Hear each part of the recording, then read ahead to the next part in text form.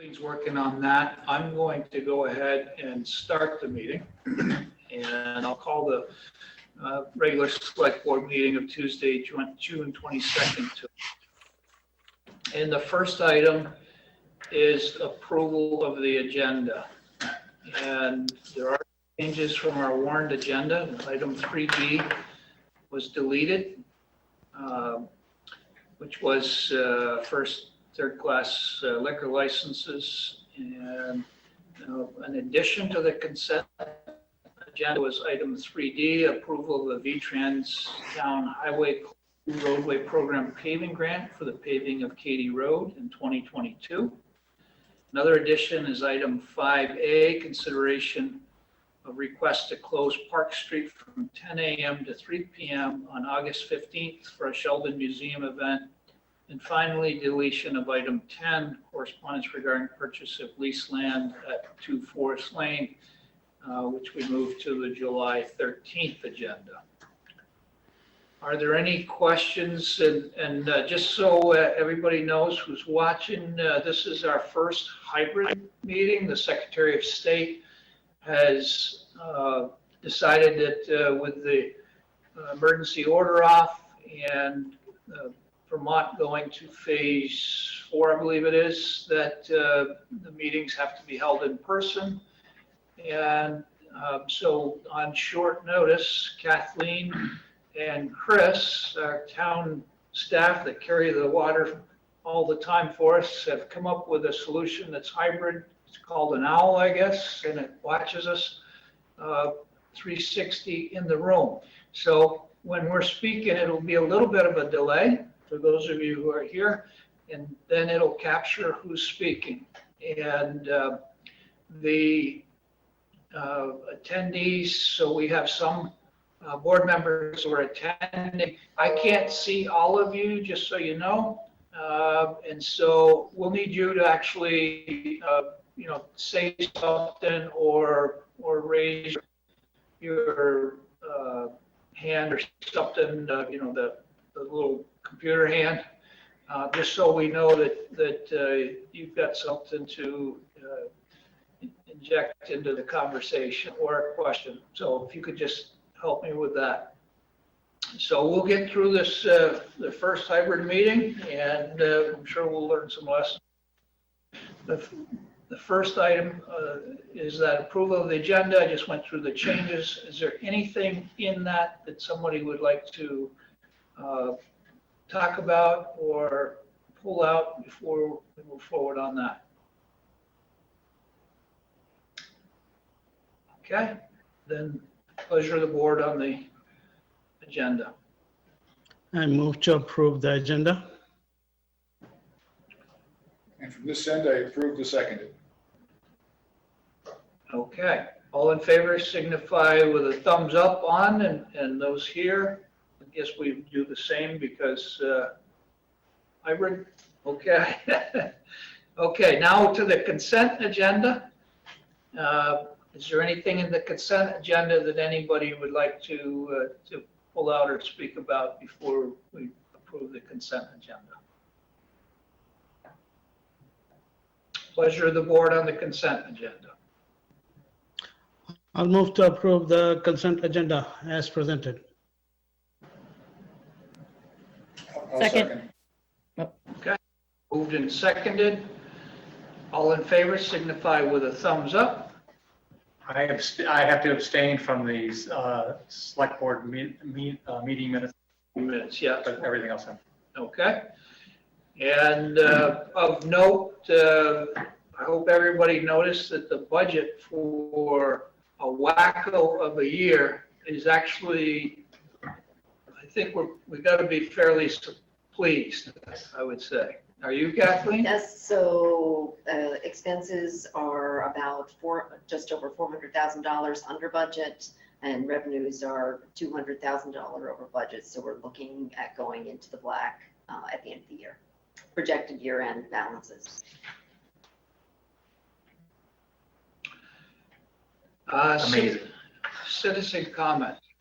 Anybody who's got something to discuss that's not on the warrant agenda. Brian, it looks like we have a couple of raised hands. And before we do that, just so that we've kind of had some very long comments and citizen comments, and because the comments under this part of the agenda are about issues that are not before the board for discussion this evening, we're not in a position to discuss them in depth or try to resolve them now. We will, however, enter comments into the public record for this meeting, and if appropriate, refer concerns to the town manager for further action. We'll ask that comments be kept to 2 minutes. And so who's first, Chris? And first, we have Lorraine Abramson. Okay. Go ahead, Lorraine.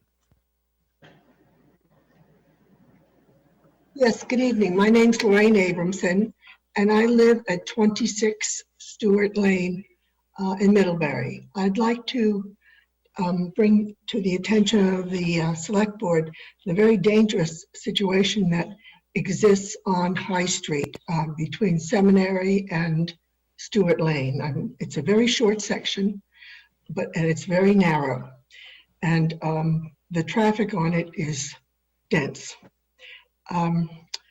It is not only do the neighbors and residents use the road, but also it happens to be on the TAM trail. So we are loaded with walkers, bikers, high school students training, college students training and track. And the road it's just treacherous. It's too narrow. It has no sidewalks. And there's no protection for pedestrians, and we have a lot of them. And in the winter, it's almost impossible with the snow, piling up on the side of it. It's something terrible is going to happen on that little strip, and I would like the Select Board to be aware of it, and if they can, work on some solution to alleviate the danger. And secondly, there was a sign that said no trucks on the road, but it was removed when they were doing all the renovation on the yellow house, and it has not been replaced. And it seems like an awfully long time that it's been, off the road.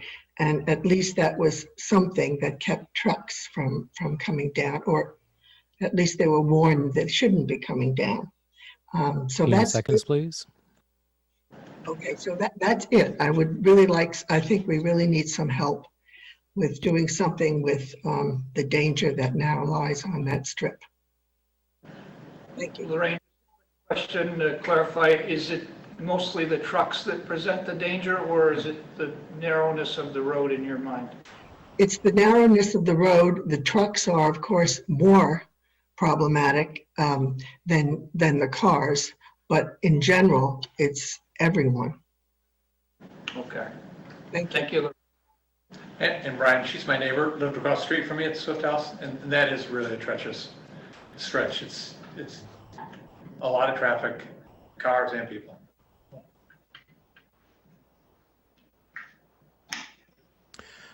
Okay, next up we have Elith Hescock.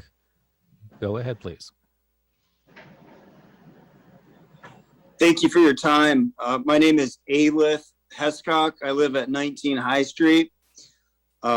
We've lived here, me and my family and young kids have lived here since 2015. We're very privileged to live in this town and on this street, and I'd like to thank you for all that you do. However, all that said, I'm surprised that there's not a sidewalk. There's sidewalks on most other streets in this vicinity, and so it's odd that there's not one here. Just kind of a general observation that it's weird. You have one coming up by the Swift House, and then you have them over on Seminary and the lower part of High Street. So it's just like a missing link. So it's surprising. I'll second what Lorraine said. It's scary, and I really am fearful for my family. and my neighbors and guests of the Swift House and residents of the Yellow House community. It is dangerous. And Lorraine said that the trucks might be a culprit. I would suggest it's the cars that are texting and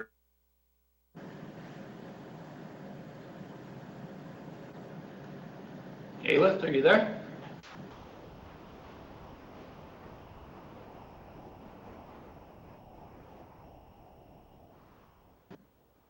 I think we lost him, but I think we got your concern, Alyth. I think he dropped off, Brian. But I think we registered the concern. Okay. Next up, we have Jeff Bratzpis. Jeff, go ahead, please. Hello.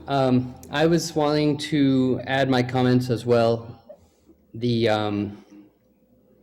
fact that our neighbors are here tonight speaks volumes, because we've all been talking about this for a long time, and now that the town is starting to come out of the pandemic and the kickstarting projects and everything else, I see a lot of momentum to address some of these missing pieces or areas of concern around the town. And I'm not presenting this problem to you and asking you to solve it as a unilateral body. I personally would like to help identify these broken links, missing pieces, or areas of concern throughout the town, soliciting recommendations from local people and businesses, try to figure out which ones need to be addressed first, and perhaps have a little bit of momentum, perhaps create a list to prioritize which ones need to be fixed quickest, and then try to make progress on these areas of concern on a regular basis. I'd be happy to partner with anyone on infrastructure or in other groups to help make that happen. And I would highlight the fact that when I read the downtown master plan, one of the guiding principles is to prioritize safe and comfortable access to and within downtown by means other than the automobile. And I would like to see this body really take that to heart when they're considering all the priorities, especially in the coming days as you guys are working through the vast number of projects that you're going to have to sort out. And I really appreciate, I thank you very much for your service. And I know it's been a very tough year, and I really appreciate the efforts you guys are putting forward. Thank you, Jeff. I think we've heard all three of you have pretty much a similar concern, and we are in the process of looking at what are those things that we can start to create, like you say, momentum, and we're kicking that discussion off tomorrow evening. So your timing is good.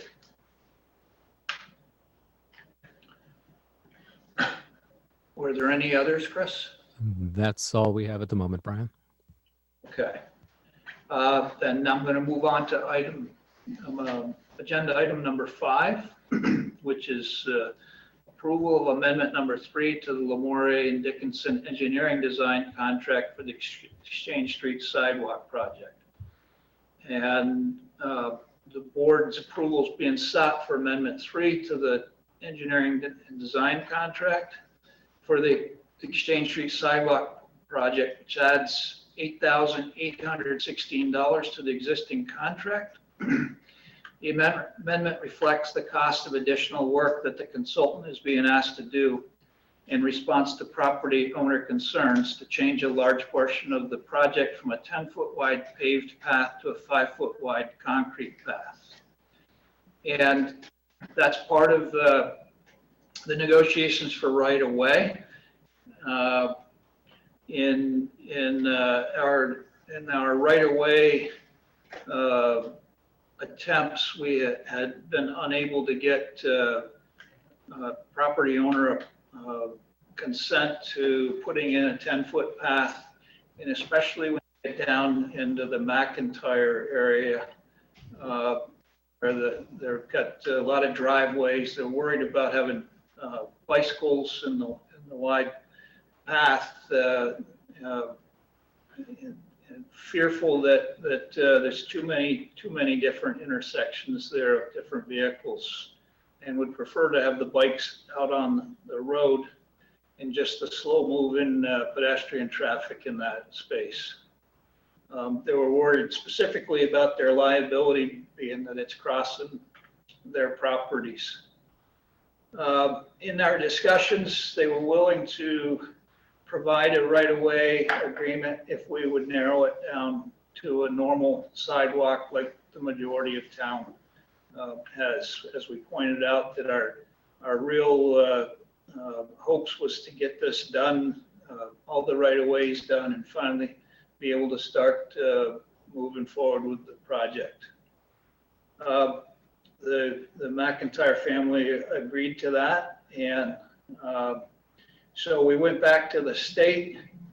The state looked at it. One of the items that they were concerned, because we had pitched it as a bike and pedestrian path. Originally, if you remember, for those of you who were on the board, it was just a pedestrian path, and then we had changed it. So we're basically changing it back for a segment of it. But in discussion with the state, I did point out that where it goes to pedestrian only is also where the speed reduces, so safer for bikes in closer to town. And this is something that I'm asking the board to approve so we can finally get this path moving forward. Any questions or thoughts on that? I had a question. I think you answered one of them, so it's not the full length. It's just that portion that's closest to the store and McIntyre's and everything. Does this change the overall cost in terms of materials and labor? The 10-foot path is more expensive, but because we've got an increase in cost in the For the engineering. And the other thing is our original estimate was done 5 years ago or so. It is more expensive because we've delayed so long in working on right away. And so this it's time to get this project done. It originally changed to a 10-foot path at the McIntyre because coming through that intersection and the other properties, it's just a sidewalk. And so what we're doing is we're extending that sidewalk one more property before it turns into a path. Okay.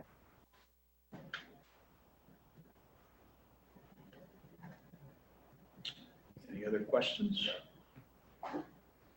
Brian, I share what I can detect is the frustration, because we've been on this board a long time, and we've been trying, if anybody would have told me it'd take this long to build a sidewalk, I would have told them they were crazy.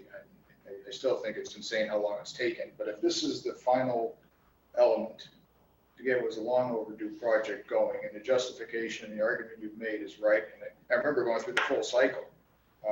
This makes sense. So I'm for it, and let's do it.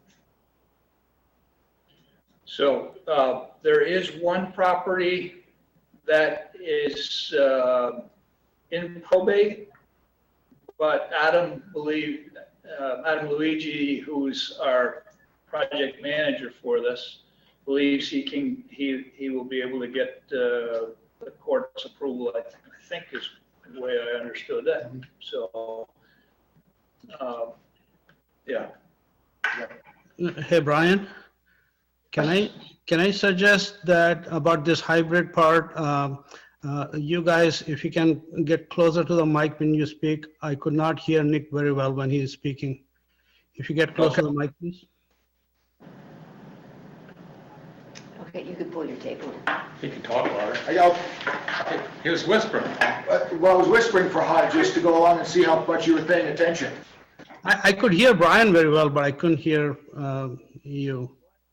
I think it was mumbling. And I have to move closer to this thing that's called an owl, which just for those of you who aren't here, it really does kind of look like It one. does look like an owl. It does, yeah, it's been staring. It was intentional, huh? Yes. No, it was a hearing check for you, my friend. Thank you. Are you ready for a motion, Brian? There are no other questions. I would appreciate it, yes.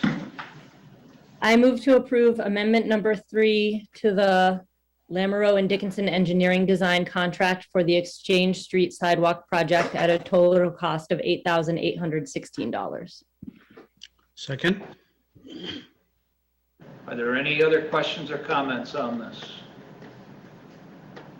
Seeing none, all in favor signify with a thumbs up. Okay, thank you.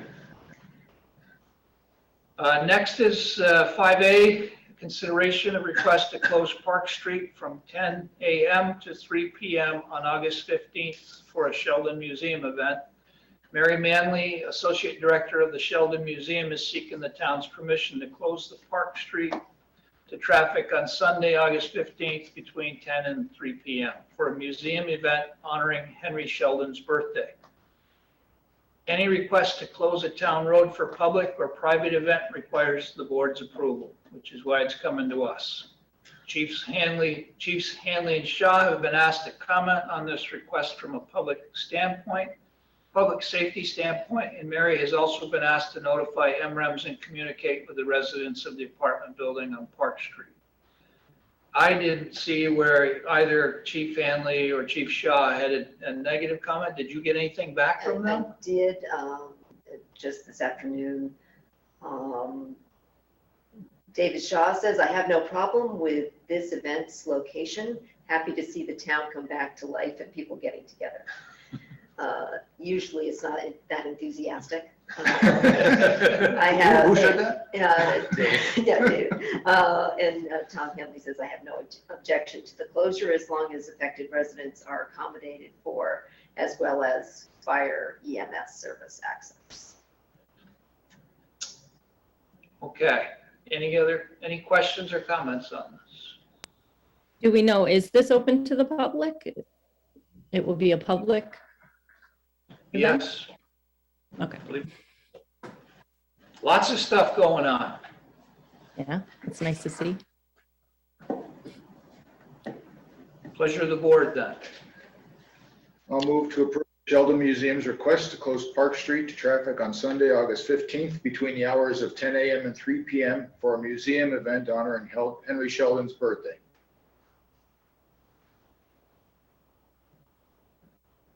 Do I have a second? Second. I say. I'm sorry. Leave me hanging out there, guys, thanks. All in I have favor, to click around on the screen. Well, I couldn't hear Nick, so I don't know if I should second or not. All in favor signify with a thumbs up. Okay? Next, we've got Dan, Chris, if you bring Dan in with us. He's on his way.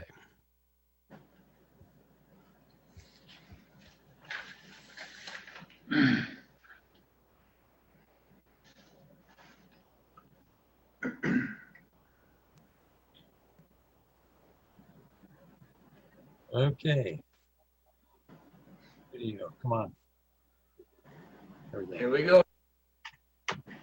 All How right. you doing this evening? I'm well. How are you all doing?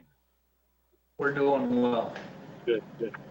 Okay, first item up is the water budget, which is the budget and the rates for approval. And I believe maybe Kathleen will be putting up the little slideshow that we do annually for you all. The budget for the water department for this fiscal year beginning July 1 is a total of, get to it, $1,752,000 $1,860. And she has the major drivers shown there. There's an increase for the administration services, cost to the water fund. A similar thing happens in the wastewater fund, and that's to compensate the general fund for staff hours. Slight increase in medical insurance and in workman's comp. Line 60, if you had a chance to look at the line, at the whole budget, is increase for their contribution to the equipment fund. The big drivers are the maintenance of for water mains and contractual services, which is a contractual services for contractors to help the water department repair main breaks. So Bill has increased that increased it by $15,600. The other two at the bottom, line 161 and line 179, are tied together. We're going to talk a little bit later tonight about costs for purchasing cellular meter, the endpoints. These are the little gizmos that transmit the water readings via phone service to the finance department. There's an increase of $50,000 in the water department for purchase of those end units, and there's also similar cost in the wastewater fund, which we'll talk about in a couple minutes.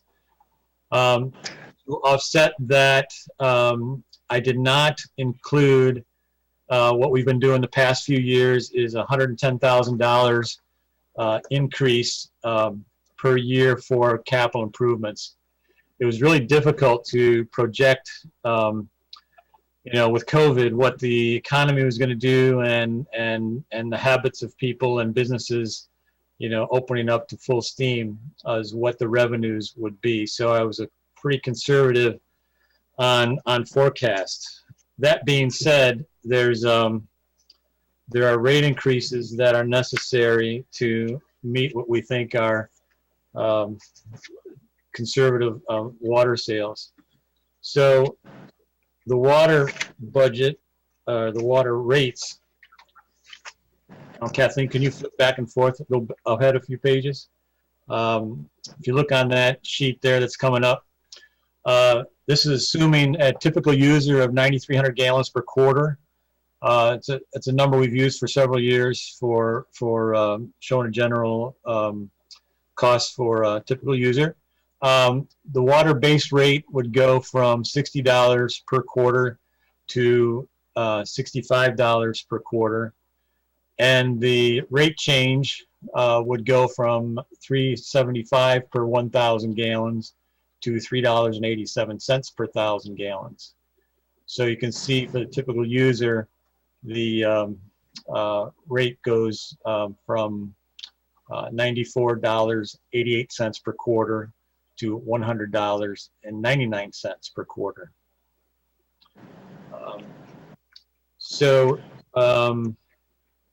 The first item that you'll need to approve, the request you approve, is the water budget. And there's a sheet that she has up there that has the motion on it. So I'm requesting you to go ahead and forward that on. And if you have any questions on the budget, I'll try to answer them. These motions were done for the infrastructure committee. The select board motions are in your packet. I'll stop the share for the voting. What's that? Do you want me to stop the share so you can vote? If you on could, the so I water can budget? see the board. Yeah, thank you. Okay, so Dan's presented us the FY21 Water Department budget and water user charges. Are there any questions on either part of that? I know two of you are on infrastructure and just went through this, but especially Farhad, Esther, Dan, or Nick, questions, comments? No. Just a small typo I see on item summary B. It says FY20. It should be FY22, right? Yeah, it's FY22. Yeah, I think there's a small typo. Oh, I see. Yeah. Yeah. But that's the presentation, so if everybody's good with it, then I would seek a motion to first approve the proposed budget. So I'll move to approve the FY '22 water fund budget of $1,752,860. Second. Moved and seconded. All in favor signify with a thumbs up. Okay. And then to the usage rates. Care to make that motion, Farhad? Sure. I further move to approve an FY '22 water base rate of $65 for in-town users and water base rate of $70 for out-of-town users, and a usage rate of $3.87 per 1,000 gallons for in-town users and $4.07 per 1,000 gallons for out-of-town users. Second. All in favor signify with a thumbs up. Okay. All right, then if we could share screen back again, and if you could go through the wastewater department budget. Sure. The wastewater budget for FY '22 is $2,789,226. It's $3,288 less than last year. However, revenues are affected by COVID, and again, the same qualifier. We're trying to predict how the usage, has changed and how far it'll come back over the year. So there's some conservative estimates by Jackie and myself. The major drivers on the screen right here are, there's just a few of them. Inflationary increases in wages by $5,130. Again, there's administrative services that is charged to the wastewater fund for the amount of time that staff spends on wastewater projects and process. The decrease in employee benefits, $4,200 and change. Equipment fund was an increase for $14,318. It's a combination of maintenance costs and then future set-asides for replacement. Small increase for pump station equipment repairs. And again, the same line item we talked about in the water department, the cellular meters. This is a 50-50 split between water and wastewater. So it's a 1 year $50,000 increase for the purchases of the cellular meter endpoints. The capital improvements was the big thing that took a hit based on trying to project revenues. It decreased the capital improvements by $43,500, and I put as a 1 year because hopefully in a year from now we'll be in a different situation. In the infrastructure committee, we talked about proposing a new set aside for the future wastewater. This next year is our last payment on the wastewater bond for the plant that was built in 2000. So we wanted to start a set aside, but it just isn't going to work, and try to keep the rates at a reasonable increase. So I deleted that from the budget. So overall, it's a slight decrease in expenses compared to this current year, but the revenue forecasts were quite affected by COVID. So if you have any questions about the budget, I can answer those, and then we can, if you don't have any, we can go right to the residential user chart that we had on there just a little bit ago. If you go to the second blue bar down, it says wastewater base rate. There would be a change in the base rate from $63.06 up to $64.54. So the typical user would see a change from $93 up to $98.54. And the usage, I'm sorry, I said that wrong. The base rate would change from $31 to $34. So there's a $3 change in the base rate per quarter. And then the usage calculation for a 9,300 gallon per quarter user. So that goes from $63.06 to $64.54. So the rate jumps from $678 per thousand to $694 per thousand. So the change for a sewer user would go from $93.06 to $98.54. So if you jump down to the bottom blue bar, combining the water and the wastewater rates, the typical user per quarter would see a charge of $188.94 go to $199.53 per quarter. If there's any questions on the budget, we can do that motion first. Kathleen can bring that back up.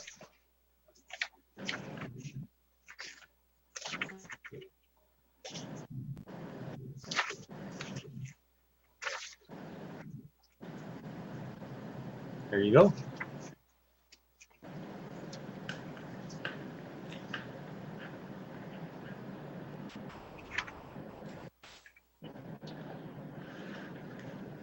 Okay, so any questions, Heather?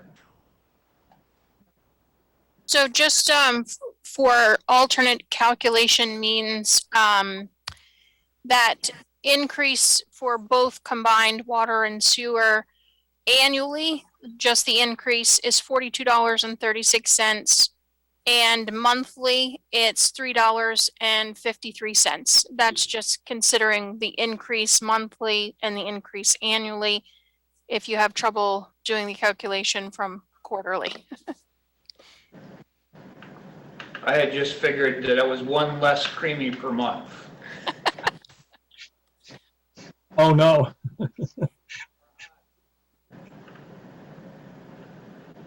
Can you see Rod. it? Yeah. So Dan, when you mentioned 9,300 gallons as a sample, what family size are you looking at? Is that an average family? Yes, it's around between the 3 and 4 members in a family.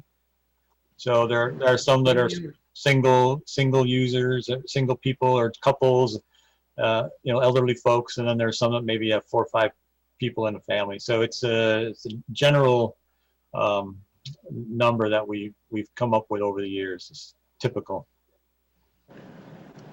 So you're telling me like the average quarterly water bill that people get is about $90-something?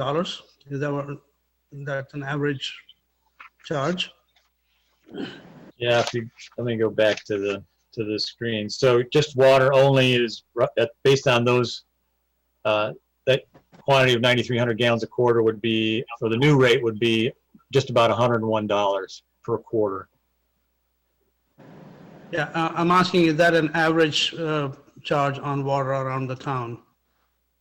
Well, You must have. It would be for that user. So as you use more, the cost goes up, and use less, the cost goes down. So that's just based on that number. So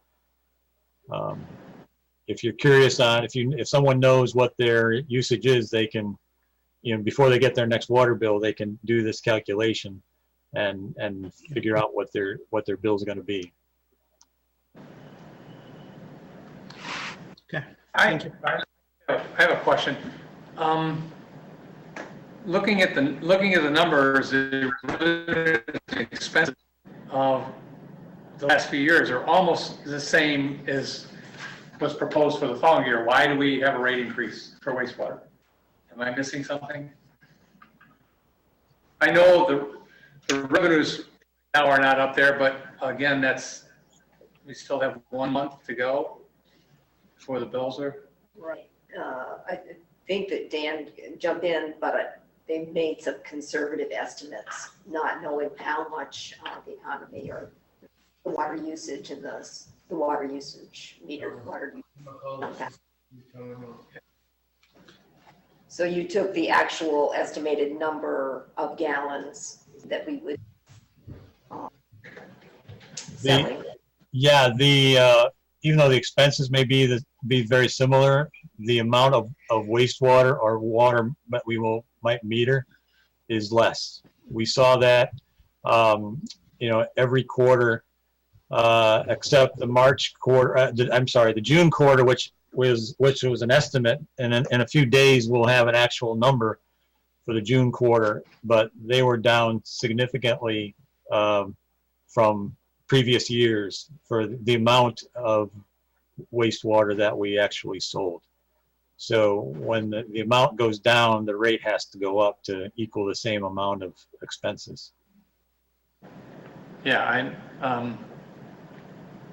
I kind of understand that. That doesn't always occur in a business, but I understand that. So this isn't just in response to a one-year anomaly. We've been pretty consistent over the last several years. Yeah, I would, I hate to say this, but I mean, next year is going to be a whole different situation with rates. And like nobody says rates should never go down, but we just don't have a good picture yet of how things are going to recover. But I think the first 3 quarters were somewhere in the 15 to 30% lower quantity sold than the previous years. So June was predicted, as Jackie said, was actually a little bit more than last year, but last year was low. So yeah, it's a tough forecast year. Yeah, I can see that. Thank you. Historically, we've gone conservative on our rate increases as well, but knowing the amount of work that we have to do in water and sewer, we knew that we were going to have to come up a few steps, but didn't want to do it all at once. Correct me if I'm wrong on that recall. You are correct. Okay, thank you. Any other comments or questions? Heather? Just to add on to what you just said, Brian, so we in addition to, I mean, rates are going to come up a little bit, but we are not putting in the recommended capital improvement increase, like Dan said, to try to keep rates, as reasonable for people as it can, as everybody recovers. But that will put us behind a little in our initial plan to get the numbers up to, fund some of those infrastructure projects for sewer and water. If I can add to that, I mean, Heather makes a great point. And so the silver lining is the 2 loans or grants that we've gotten over the last few months are, probably well over $1 million coming into the town from other funding sources, state and or federal, wherever the originality of those funds are. So yeah, we're taking a hit on not getting, setting aside what we thought we were, but we also are getting a pretty good couple of gifts right here with this situation. So it's still a pretty good win. Yeah. To further build on that, we had bonded for $2.5 million, and we're anticipating $1.5 million in loan forgiveness for those projects. So that's money we won't have to raise for the rate users. Yeah, fabulous timing on all this with COVID. It's just incredible. Yeah. Heather? I like the ownership the infrastructure committee takes over this. This is good. So would you care to make the motion, Heather? Sure, I'd be happy to. I move to approve an FY22 wastewater fund budget of $2,789,226. Second. Okay, seconded by Farhad. All in favor signify with a thumbs up.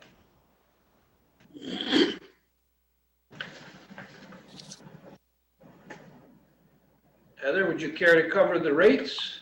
Sure. I move to approve an FY '22 base rate of $34 per quarter and a usage rate of $6.94 per 1,000 gallons. Second. All in favor signify with a thumbs up. Okay. Dan, Next item is a request for to purchase some of these cellular water meter endpoints. These are the units that communicate the water reading in the Jackie's office.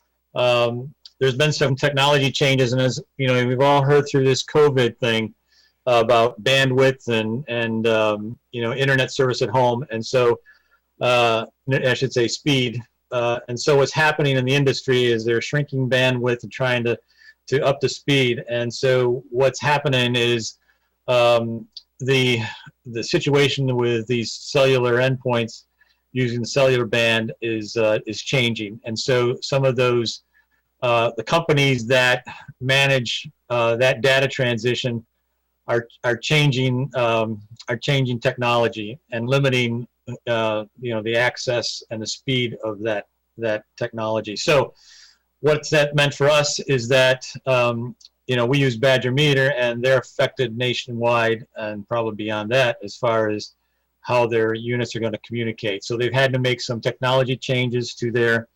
endpoints. They typically have, as Bill noted put in his notes, those endpoints have a life expectancy of about 10 years. That's actually a warranty for 10 years. They figured they would go about 15.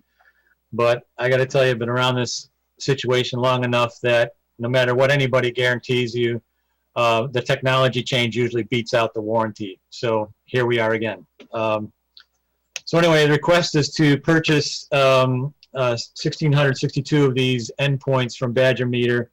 There's a 50% sale, if you will, going on now to lock in a price for these units at $60 a piece.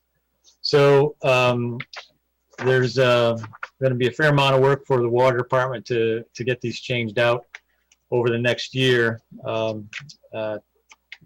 before the bandwidth situation gets dire.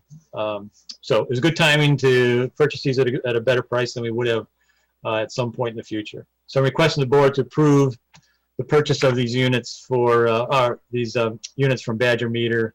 The total is going to be $99,720, and that's a guaranteed price. Lindsay. Yeah, I just had one question. Do we normally change them out all in one go, or do we normally kind of roll them? Well, it usually takes months to do this, and this is probably going to be a year plus, I'm going to guess, unless Bill can come up with some other creative method to change them out. But we normally replace them all more or less at the same time. Well, you usually replace them as they fail sending the reading, and then you would get to a point where say, okay, there's so many going at one time, let's just start doing them. Okay. Yeah. Lindsay, last time we did this replacement with the ones we're replacing now, the last time we did it in kind of a rotating schedule, but we didn't purchase them all at once either. And it does take, like Dan said, a considerable time because we have to, the water department has to coordinate with each homeowner and schedule time to come in and make all those changes. So it's a very time consuming process.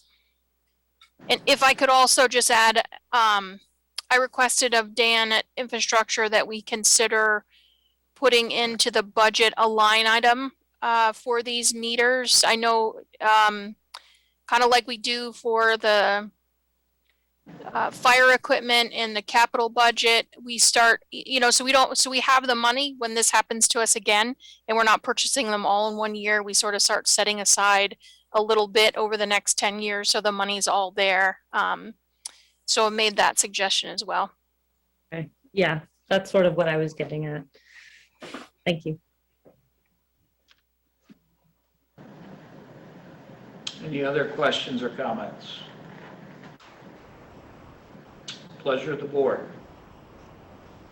I'll move to award a contract to Badger Meter under the sole source purchases provision in the town's purchasing policy for the purchase of 1,662 Orion cellular endpoints at a total cost of $99,720. Second. Moved and seconded. Are there any other questions on this? So we're buying them all at once. We won't be installing them all at once, but with the deal, makes sense, Dan. All in favor, signify with a thumbs up. Okay. All right. The next item is an engineering proposal to amend the loan we have with CWSRF, that's Clean Water State Revolving Fund. This is with Tate and Howard, who is doing our evaluation of our wastewater treatment plant. We asked them to take a look at the, basically all the options that they've come up with in the evaluation report, and try to work out some phasing, if you will, as to what gets built first and last. And so they submitted a cost of $7,500 to do that. The CWSRF staff has evaluated their proposal, and they gave us a head nod that it will qualify for the loan, to add on to the loan that we already have. No guarantees, but sometimes that is somewhat forgiven as you move through the process. Or part of it is basically becomes a grant. But anyway, so what Tate and Howard is going to do is come back to us through the infrastructure committee and give us some ideas on what things we could maybe do on our own, or what other items might, because they're larger, would qualify for other grants, like through USDA. So as kind of one of the hopes is if we had that 100,000 in there, but I took out, and the next year the 400-some thousand from the bond payment, that'll be retired. Be a good start on starting maybe phase some of these things, phase some of these projects in. That said, it'll be interesting as we go through this, because some will qualify for grants because they're large numbers. And so you've got to be careful. We don't want to pay 100% when we could be paying 20%. And, we won't know that until we get a little further down the road as to what works for what funding agencies. But this is a start to come back through the committee and to the board about which way we're going to go first, and start to get a plan going. So I'm requesting the board to approve this engineering agreement with Tate and Howard for $7,500 so we can get started on it. Any questions? Okay. I move sorry, Brian. Okay. I move to approve amendment number 1 to the owner engineer agreement with Tata and Howard Incorporated to add the phasing and funding study to the wastewater treatment facility at a total cost of $7,570. Second. Moved and seconded. All in favor, signify with a thumbs up. Okay. I think that's all we got for you tonight. Dan, was there anything else? No, that's good. Downtown sidewalk project, granite curb went in today. Sidewalk starts tomorrow as long as the weather's good. So by the end of the week, it ought to look pretty awesome. It already starting to look pretty awesome. That granite curbing looks great. That's pretty sweet, and they're very efficient at it. It's amazing how they can get that done pretty quick, one day. I couldn't believe they did all that in one day. Yeah, they know what they're doing. Okay, we'll go on to approval of the loan agreement for Court Square and Court Street Route 7 water line improvements. And the board's approval is required to authorize Town Manager Kathleen Ramsey to execute the loan agreement with the Vermont State Revolving Fund for the $1 million Drinking Water State Revolving Loan Fund loan for the Court Square and Court Street water line improvements project.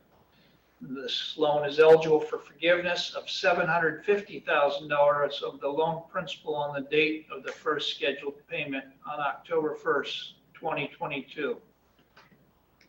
Kathleen. So I was just looking through the loan agreement, and I note that the chair of the select board is asked to sign the loan agreement on behalf of the board. And then there is a bond schedule included that the board has to sign, and then a resolution and certificate recognizing the town's obligation for the drinking water revolving loan fund that the town has to sign. So that the select board has to sign. So we have a loan agreement for signature by Brian. We have the bond schedule for signature by the board, and the resolution and certificate for signature by the board. Do we need to have different motions, or can we move to execute the documents in? I think you could do it all in one go. Okay. Please. So as opposed to the motion that's here of authorizing Town Manager Kathleen Ramsey, I think just move to authorize execution of the loan agreement and documents, because the board will sign some, I'll sign some, and Kathleen will sign some. I'll Other move- questions? Sorry. Do you have a question? Once again, the third item was what? The third item was the resolution and certificate. Okay, thanks. Is that a guaranteed forgiveness, Kathleen, $750,000? Yes. Okay. That's a good deal. Are you ready for a motion? Yes. I move to authorize execution of the loan agreement for $1 million Drinking Water State Revolving Loan Fund loan for this Court Square, Court Street Water Line Improvement Project. Second. Moved and seconded. All in favor signify with a thumbs up. Okay. All right, so everyone will be here tomorrow evening, and we'll finish signing that tomorrow evening. So next is setting the municipal tax rate in downtown improvement district tax rate for FY22. I'm happy to read through this, Kathleen, but also happy to do it if you would like. Okay.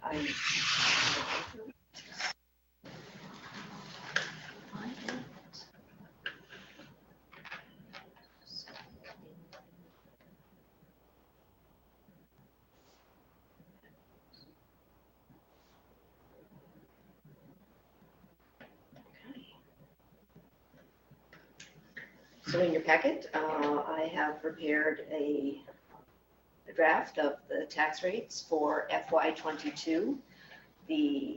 Showing here the general fund budget approved at town meeting on March 2nd of $7,571,924, divided by the grant list, which is per 100 value of the grant list. That's $9,761,785.46 to come up with a municipal tax rate of $77.57. We also have a local agreement for our veterans exemptions, which is 12 thousandths of a cent. And then the fire fund, which is 2 cents or $195,235.71 each year, for a total municipal rate of 79.69 cents. Fun facts, the municipal grand list is up 1% from last year. The general fund budget, the board level funded it from the previous year, not knowing what COVID would bring. And we had anticipated at that time a flat grand list, so that we would have a flat tax rate. But this calculates out to, with the growth in the grand list, a slight reduction in the tax rate of just a little over 0.5 cent reduction.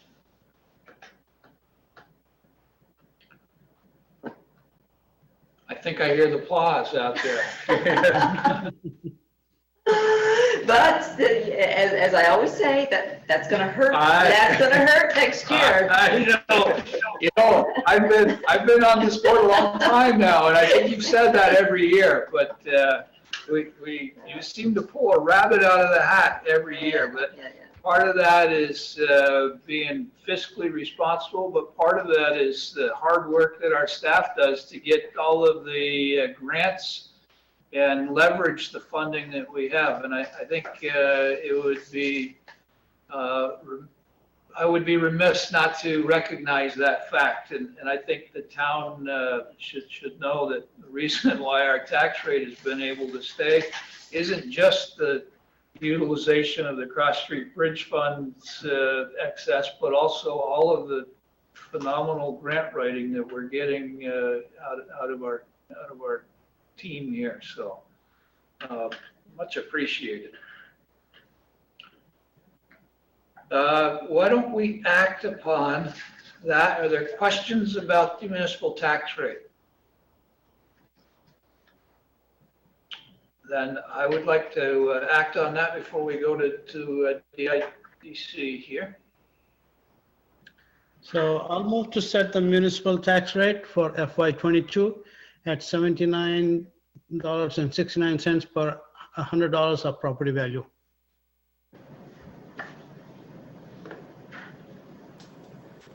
Second. I need to get you into one room so we Oh, sorry, Fahad, I didn't hear you. have body language. People can see who's going to.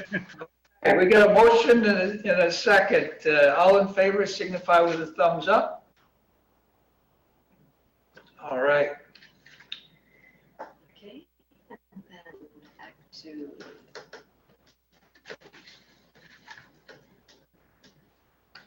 the Downtown Improvement District.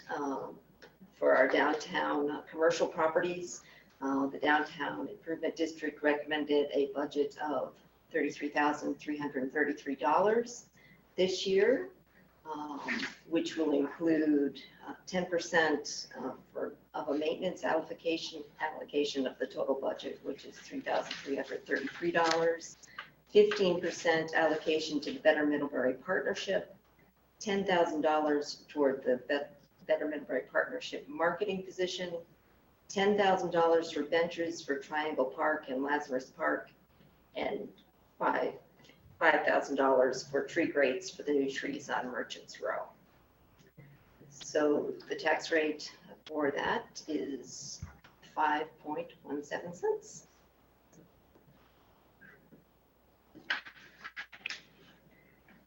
Okay, and that's accomplishing a lot. It's a lot of contributions by the Downtown Improvement District to this new downtown, and I think the businesses that participate in this, let us all hope that the herd of new businesses that we're going to see coming in will bring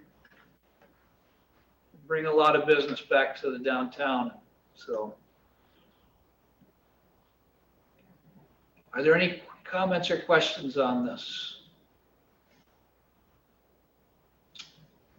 Anybody care to make the motion? Okay, I'll move to set the downtown improvement district tax rate for FY '22 at $5.17 per $100 of property value.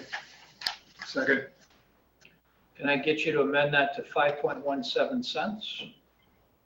Yes, to 5.17 cents. And that's what I heard when I seconded it. Okay. That's why I don't do this. I just All mess in- it up every All time. all in favor, signify with a thumbs up. Well, that's because you've been out paddling. My mind is numb. Now you're at peace. That's true too. Okay, next is approving the contract for planning consultant services to assist with draft and bylaw revisions, and I'm thinking Jen, maybe? Jen is in here. Okay, good.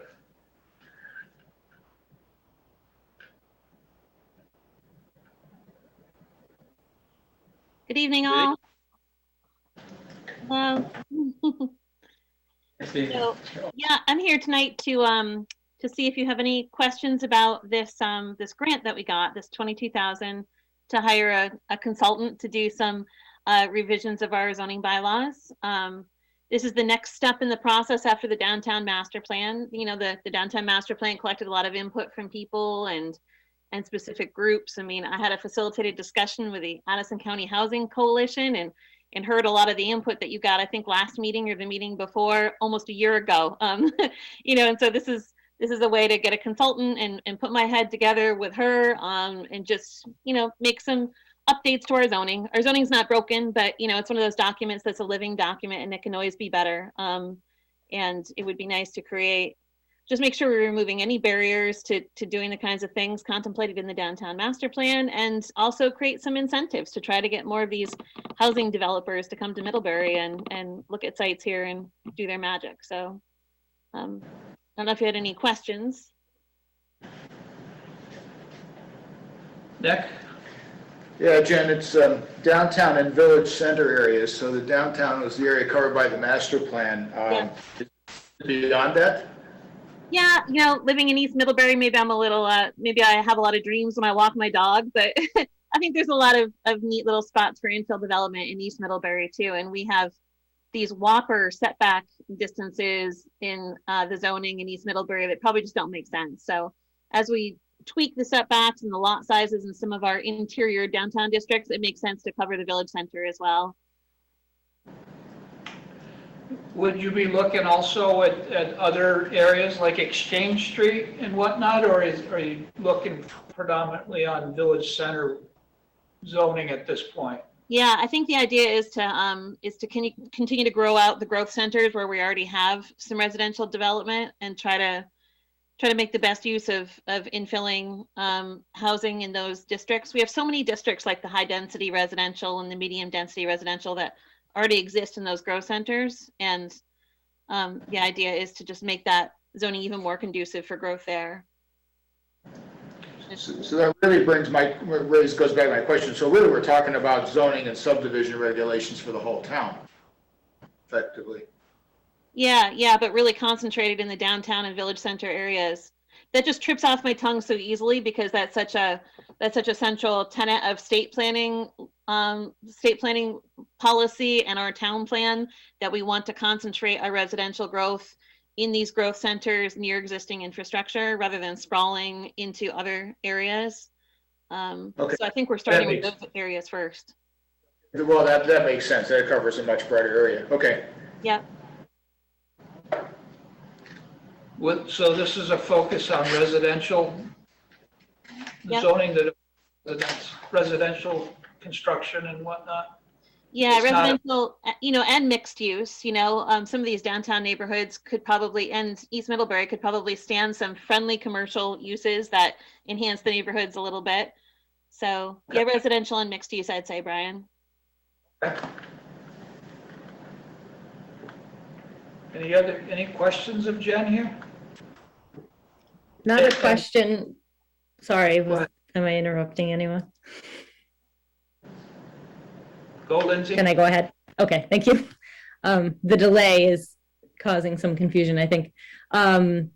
Not a question, but as we all know, zoning comes up a lot, and the housing crunch is on everyone's mind and an ongoing issue for our town.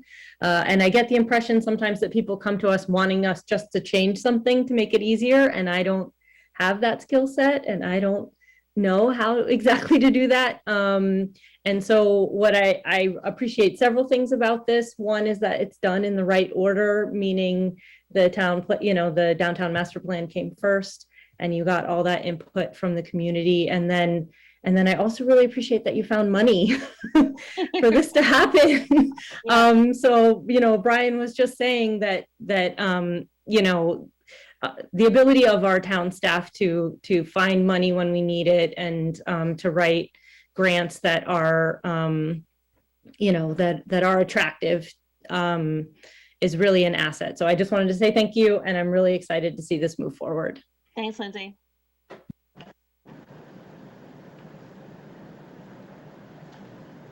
Any other questions of Jennifer? Okay. I would solicit a motion then. I'll move to award a consultant contract to PlaySense for assistance in developing revisions to the town zoning bylaws at a total cost of $22,000. I'll second. Moved and seconded. All in favor signify with a thumbs up. Jen, thank you very much. We look forward to seeing what kind of recommendations you two come up with. Yeah. We'll probably have something for you to start reviewing in September, I hope. It'll be a busy summer. Yeah. Well, now you can do it in person and be more productive, hopefully. It'll be nice to have a planning buddy, yeah. Well, enjoy. Thank you.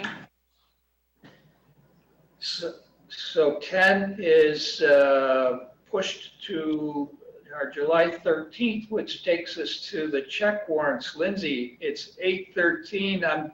We're 3 minutes late getting to the check warrants. Yeah, I'll make read it, real fast. Okay.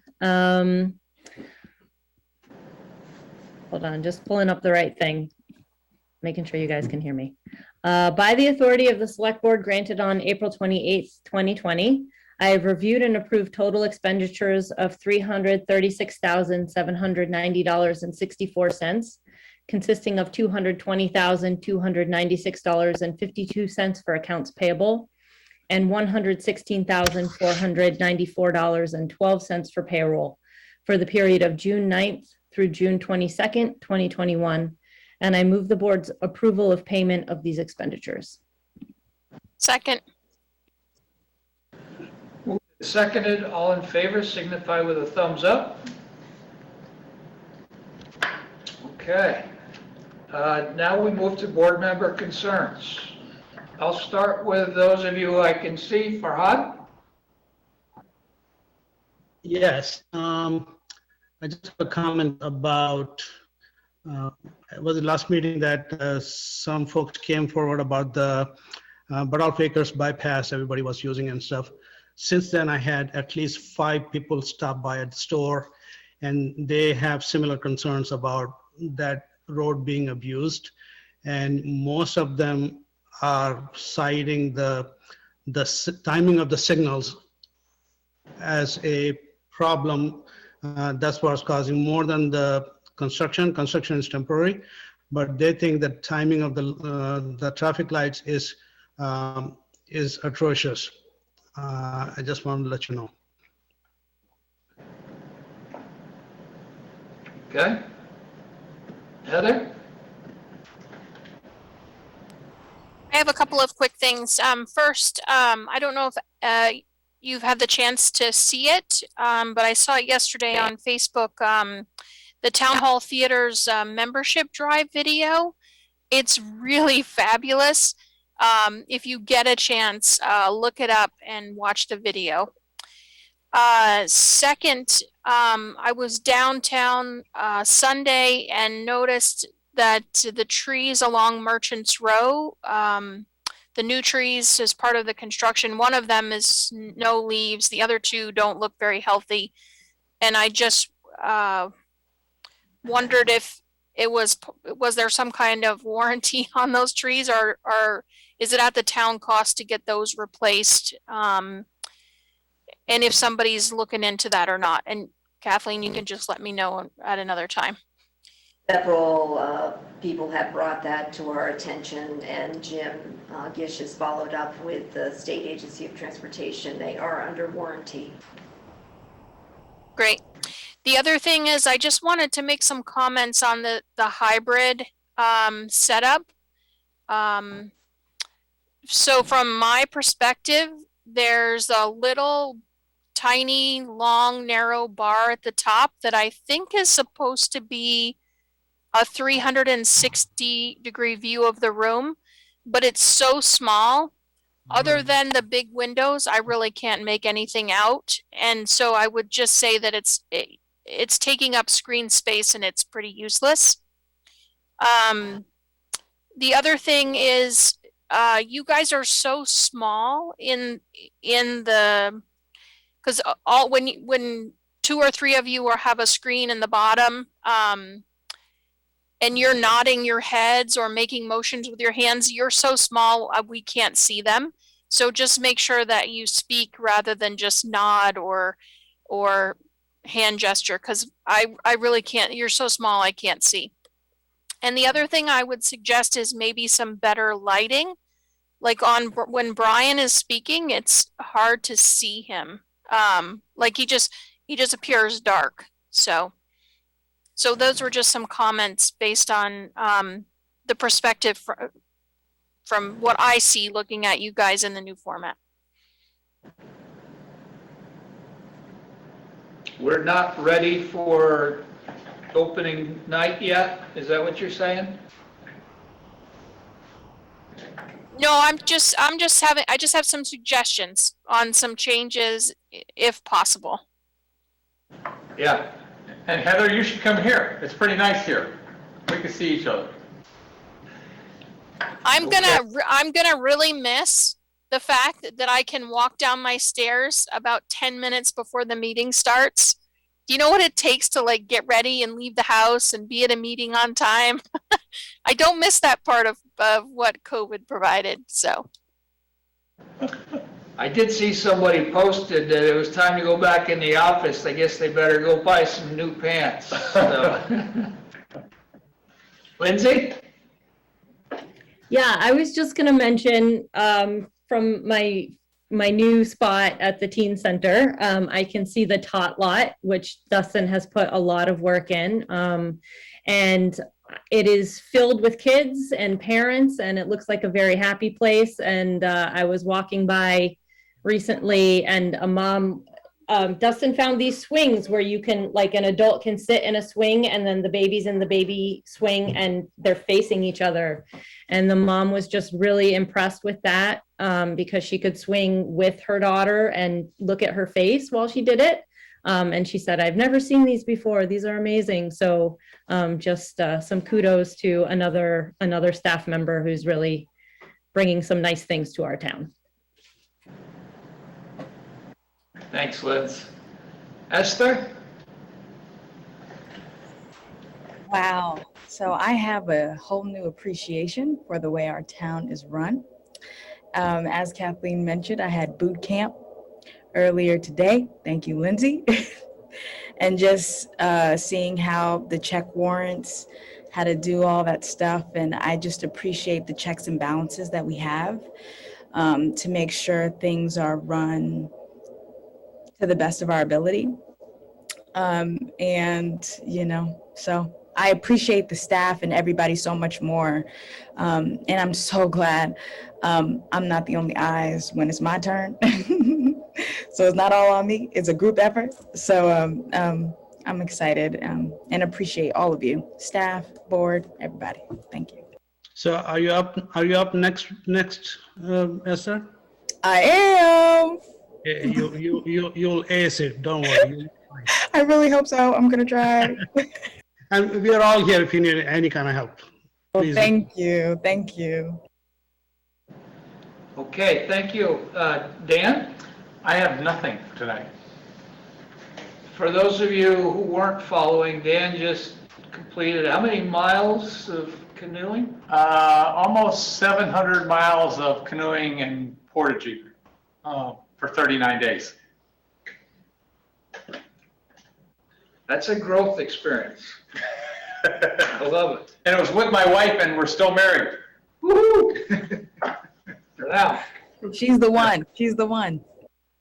She's a rock star, let me tell you. So Yes. it was so far out of her box that she was pretty amazing. I can't believe you got her to buy in on that. I was shocked. That's great. I was shocked.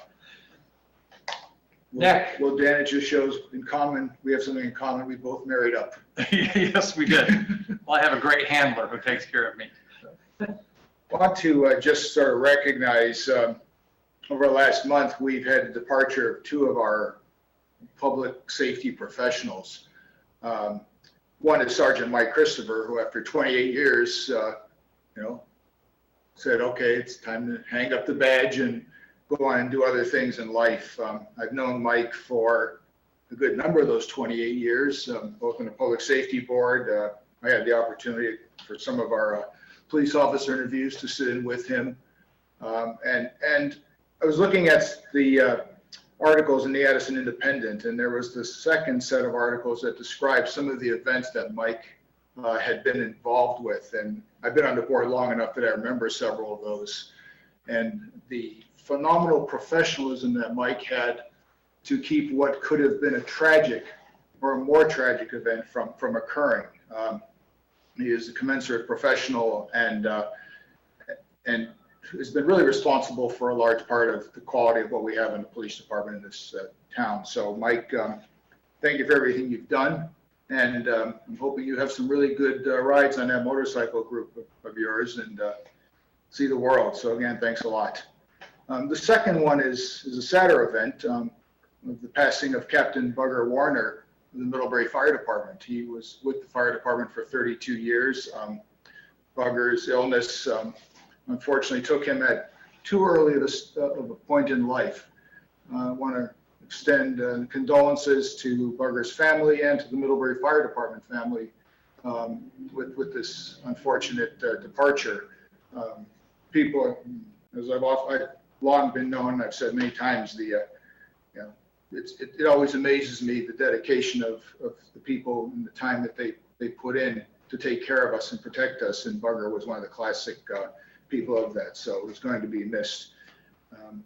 Sitting around now looking at this hybrid and will now become full, I am very, very pleased with the end of Zoom, the meetings. I've actually grown to dislike Zoom tremendously, and it's just nice to be around the table with others. And I look forward to having everybody here. But I do want to thank, Kathleen for the great work she did when we were suddenly thrown into this situation and made it happen. And then, of course, the person who you always see his name up there very rarely, but it's Chris English. Chris English is like the late night producer. He kind of reminds me of a late night DJ when you're driving across Montana and you just have that friendly voice out there. Maybe we should come up with a name for our DJ, like Chris Moondog English or something else that would be appropriate for that voice that we love to hear. So again, thanks for all the great work you've done, Chris. And He just came off mute. he just came I was simply going to ask if I get a vote on my DJ name. I'll ask the truckers on the I-State there, Chris, out there. But anyway, thanks. It was great work you've done. And you really made it incredibly smooth, and you deserve a lot of credit. So again, thanks for, it's sure good to have everybody, to have this group back together and to look forward to have everybody. So thanks again. I like the idea that we're still going to have Zoom. So when you're at some national park or I'm at the national park with you, we could Zoom in. Okay, third week of September. I'm available. You there? Okay, got it. Okay. I was just reading the book on negotiation, Chris, and it says that late night DJ voice is one of the better voices for negotiating. So when you want to come sell. I'll check my calendar. I have, there, Kathleen, did you send these out in an email? You haven't. So she printed them out for everybody, but we'll send them out. And what it is it's a list of priority projects for funding in a draft, and it's got a lot of the projects listed. Before tomorrow evening, I would like to have everybody just send to Kathleen, and actually if you could CC me so I can tally them, it'd be a starting point for our discussions in our retreat tomorrow evening, what your top 5 out of that is. You know, we'll go around and we'll say why we think it's our top 5. I don't want to I don't want to bias you with any kind of decision criteria. So give us your top 5 and we'll make a list, and that'll give us at least a starting point for discussion as we start to weed our way through this tomorrow evening. 5:30 tomorrow evening here, and we'll be done. We're going to just cut it at 7:30. So I think at least having a dive-in point is appropriate for us. With that, I don't have anything else for this evening. Hey, Brian, just quickly, does anybody remember Carolyn Rule Nixon? She used to work for the town. Yes. Yes. They're saying yes. She just passed away a couple days ago suddenly. I didn't know if anybody knew. She used to be my neighbor. Was she a town clerk or something before? Carolyn worked in many capacities, as many people that work for the town have. She worked in the recreation department, she worked in the town offices, and she was Okay. receptionist. Yeah, I was surprised. She was a great friend of ours, and she was our neighbor for a long time. And I just heard she passed away. There's too many of those. I saw that Patty Indy was pretty full of obituaries this last week. So Right. Okay, I will seek a motion to adjourn until tomorrow evening then. So moved. So seconded.